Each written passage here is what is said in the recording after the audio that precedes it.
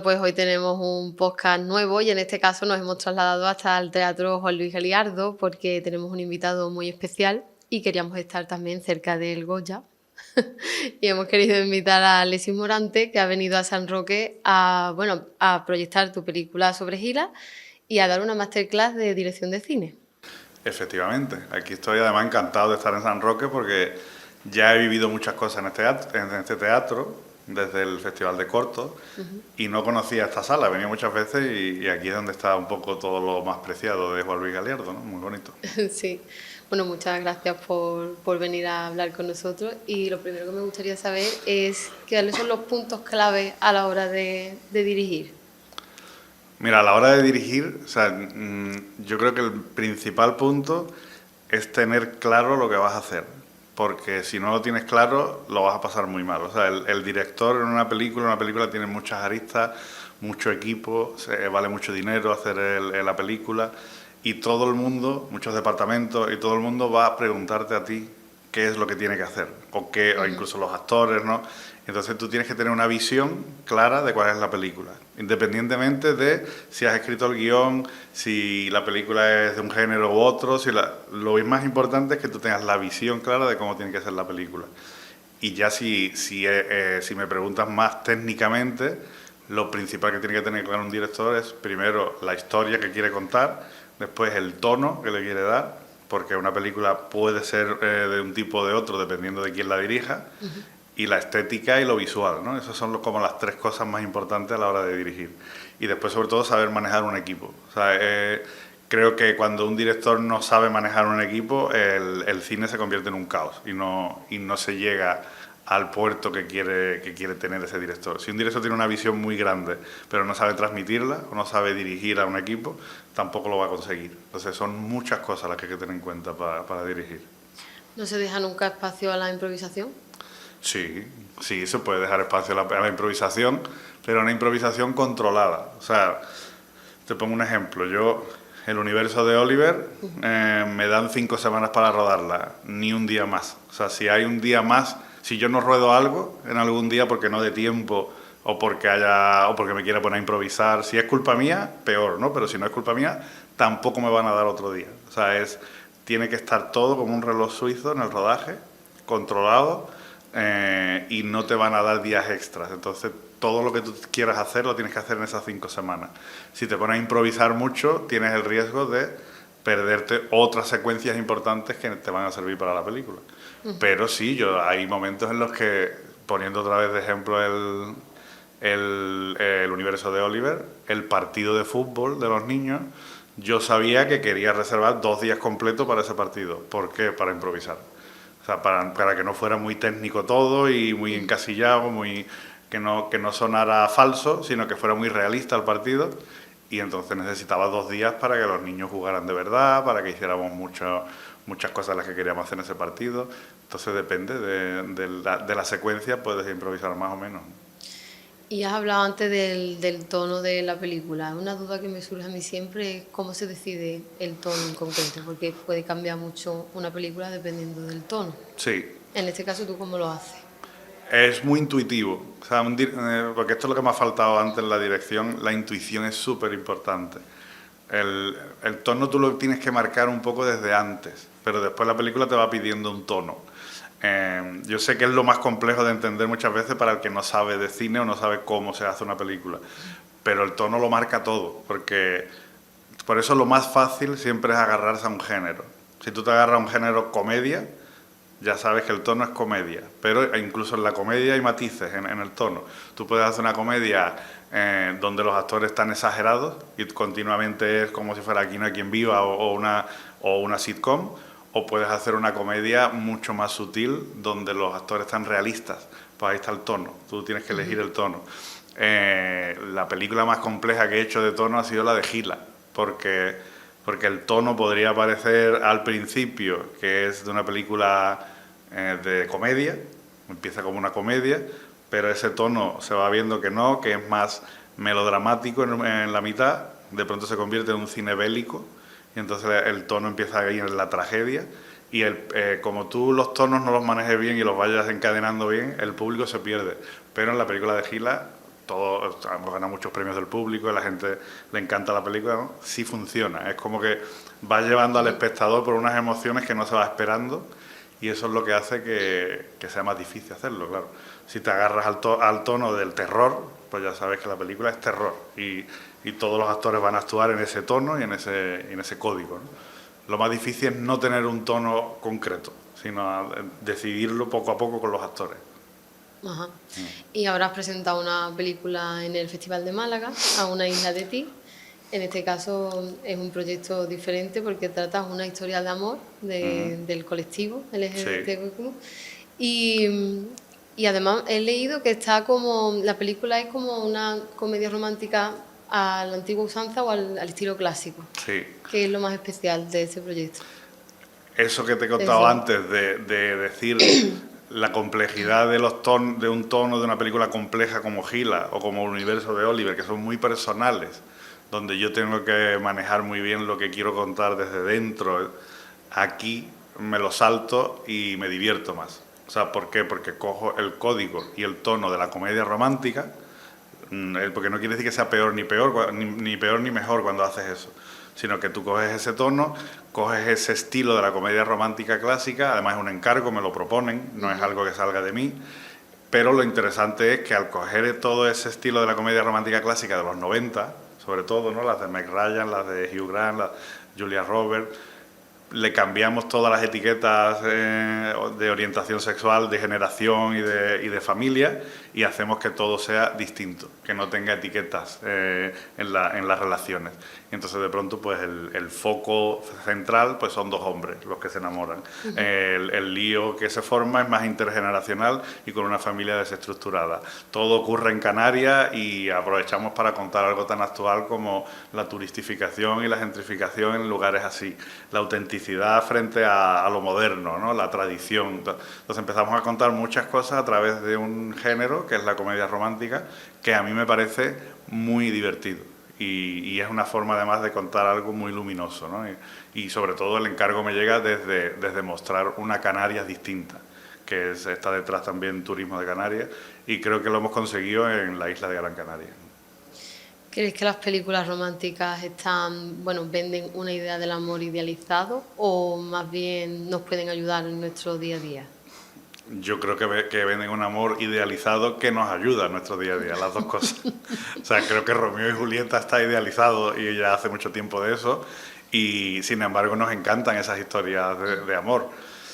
También depende en qué momento de tu vida te encuentres. O sea, no sé, a lo mejor mi madre, esta película, le gusta menos que la de Gila, porque no está en un momento tan del amor, aunque nunca hay edad para eso, ¿no? Pero sin embargo, si de verdad estás en un momento donde los sentimientos son importantes, la emoción, el amor, creo que mueve al mundo ahora mismo el amor, que debería mover al mundo, ¿no? Que hay mucha guerra y que el amor es muy importante. Pues películas donde te cuentan historias de sentimientos y de cómo personajes pueden cambiar su vida encontrándose a un amor, creo que eso es que te puede ayudar a tu día a día, ¿no? En la vida. ¿La película está enfocada más a un público internacional? Sí, sí, es una película que creo que va a gustar mucho en Inglaterra, en Europa, en todo, porque es una película aspiracional también de gente que viene de Europa a visitarnos a nosotros, gente que quiere buscar lo auténtico, no solo el turismo de diversión. Gran Canaria tiene mucho eso, Gran Canaria tiene una parte que es más palomas, que es como la diversión pura del universo gay y LGTBI, pero después tiene otra parte que es menos conocida, que es donde nosotros nos adentramos, que es la isla en sí, el Agaete, el norte, Las Palmas, todo esto es la Canarias auténtica, la comida de allí, los pescadores, la forma de vida. Y eso es lo que nuestro personaje inglés empieza a descubrir. Y creo que eso es muy aspiracional, ¿no? Es algo, y además que lo hacemos desde nosotros. No lo está haciendo, esa película no la está haciendo gente de Inglaterra idealizando nuestra cultura, sino que nosotros mismos mostramos cómo es la cultura canaria. Y creo que eso le va a gustar mucho al público internacional, además de que tenemos un protagonista inglés que es de los Bridgerton, que es Freddie Dennis, que no sabe hablar español, que tiene un personaje muy inglés y eso creo que hace que tenga empatía, ¿no? el público europeo. pero también el español, por supuesto. Y no es solo una película para el colectivo, aunque le va a gustar mucho más al colectivo, sino que es una película para todos, que era un poco la intención, hacer una comedia romántica que no fuera con la etiqueta de comedia romántica gay, sino que fuera una comedia romántica donde la pareja que se enamora son dos hombres. Otros proyectos tuyos que también nos resultan muy interesantes, sobre todo a mí, es el documental de Camarón. Y me gustaría preguntarte qué fue lo más difícil de hacer eso, porque imagino que a nivel de producción tuvo que ser complejo. Lo más difícil a la hora de manejar personajes así, de hecho ahora estoy con otro que es Rocío Jurado, bastante grande, es manejar el personaje en sí, o sea, todo lo que hay alrededor, todo lo que hay alrededor del mito, ¿no? El que se ha hecho ya de todo, que se sabe todo de esos personajes, que todo el mundo está muy pendiente de qué vas a hacer, de si vas a contar algo nuevo, de si vas a ofender a no sé quién, de si vas a entrevistar a no sé cuán. Yo lo que hice fue con Raúl Santos, que también es de Algeciras, nos intentamos abstraer de todo eso y dijimos, vamos a hacer algo de cero. Es decir, que aquí está la idea principal. No vamos a entrevistar a nadie en la actualidad, vamos a contar una fábula como que alguien nos la está contando desde el presente en una barra de un bar, un hombre mayor, andaluz, y ese hombre va a ser un narrador, y el narrador va a ser Juan Diego, que aquí estamos en la casa de Juan Luis Galiardo, que son actores de la misma talla, ¿no? Ese tipo de actor de raza como era Juan Diego también. Y ahí es donde entramos en otra dimensión con el documental, porque contamos la historia de Camarón de una forma que no se había hecho nunca. Y entonces eso es lo que creo que hace que el documental tenga ese éxito que tuvo y que fuera los Goya y que de verdad, contando una historia que ya se sabía, como la de Camarón, calara en la gente y haya tenido tanto éxito internacional también, porque Netflix cada año lo renueva y cada año tiene un montón de visibilidad en otros países, ¿no? Y me siguen llegando mensajes de todos lados de la gente emocionada viendo el documental, ¿no? Y eso es lo más bonito que te puede pasar. ¿Ha sido tu proyecto más ambicioso o cuál dirías que ha sido el proyecto más complejo para ti? Bueno, en documental sí, aunque ahora lo está superando Rocío Jurado, porque Rocío Jurado es un documental que es una serie, y son 4 capítulos, Movistar, y la dimensión es muy grande también, pero no se puede comparar a la ficción. O sea, cualquier proyecto de ficción es mucho más complejo que un documental en cuanto a reto, ¿no? Y el reto más grande que yo me he enfrentado es Gila. Es el enemigo, la película de Gila, por lo que tiene de personaje grande también, pero que encima es un presupuesto que era corto para la ambición que teníamos, una película bélica que tiene una batalla enorme, que la rodamos en Bilbao y en el País Vasco en pleno invierno, que llovió, que se pasó de todo en ese rodaje. Creo que es el rodaje más complejo que he hecho y la película más reto, ¿no? Y por eso ayer que se puso aquí, creo que es una gran película para poner en un coloquio. ¿Qué te gustaría que te hubiesen dicho a ti cuando empezaste a dirigir? Bueno, me gustaría que me hubieran dicho que me gustaría que hubiera tenido más apoyo familiar. Esto lo digo que está mi madre ahí fuera, además que va a venir ahora y después lo diré en la charla. Más apoyo familiar a la hora de querer estudiar una cosa como esta. Es cierto que en la época que nos tocó vivir a nosotros, yo te estoy hablando de que yo me voy a la universidad en el 96, 1996. Aquí en el campo de Gibraltar prácticamente no había, vamos, prácticamente no había forma de estudiar en la universidad, ni mucho menos cine, en Andalucía tampoco. Solo se podía estudiar comunicación audiovisual en Sevilla o en Málaga. Si no tenía, eran unas notas de cortes altísimas. Si no tenías la nota de corte, yo, viniendo de familia humilde, ya no sabía qué hacer. O sea, ya sabía que quería hacer cine, pero si no encajaba en eso, ya se acababa el camino muy pronto. Entonces me fui a estudiar Derecho a Granada.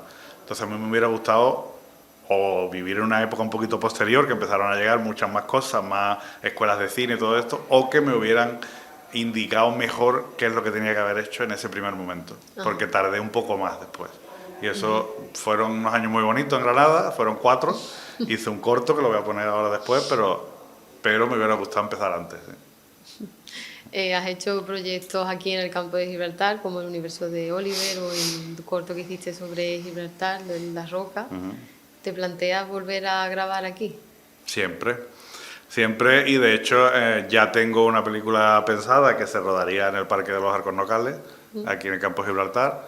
Ya tenemos una serie en desarrollo que se va a basar en La Roca, en la frontera de Gibraltar, pero de ficción. Y después creo que todavía está por llegar la gran historia que yo haga en mi tierra, porque siempre he querido rodar aquí, pero desde que yo me fui, yo estuve 12 años en Estados Unidos, y aún así cuando venía aquí rodaba, por gusto. Rodamos Bla Bla Bla, el corto que fue a Los Goya, cuando vine unas vacaciones de Semana Santa.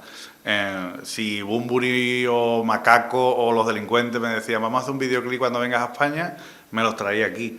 Y grabábamos bueno, hicimos el videoclip de Bunbury en el puerto de Algeciras, el de Macaco y Fito en las dunas de Punta Paloma. Acabo de rodar Acoustic Home y me he traído a Amaral, a Baelo Claudia. O sea, es que siempre estoy pensando en esta zona, porque no quiero que la descubra otro. O sea, que quiero que la descubra yo y después venga todo el mundo a rodar, claro. Qué bien. ¿Y hay alguna historia de ficción que te gustaría localizar aquí? Sí, la que te he dicho ya, de La Roca. O sea, creo que ese documental, que lo dirigía Raúl Santo, pero yo estaba con él, que también se presentó aquí en San Roque, estuvo 3 días lleno el teatro, me acuerdo. Pues esa historia ahora la vamos a llevar a la ficción en cine, o sea, en ficción, en serie. Y creo que es una historia muy interesante de contar. El cierre de la verja de Gibraltar es un evento a la altura del muro de Berlín, y que separó a familias, y que creo que es nuestra y que tenemos que contarla. También hay otra historia que me interesa mucho y que también estamos intentando levantar en ficción, que son las recoveras, que eran las matuteras del contrabando que se hacían las señoras mayores en la posguerra, que empezaron a hacer, son los inicios del contrabando en este lugar, ¿no? Y después cualquier historia de personajes como el universo de Oliver, que trata sobre niños y una aventura. O sea, todo, es que aquí cabe todo en esta tierra que tenemos.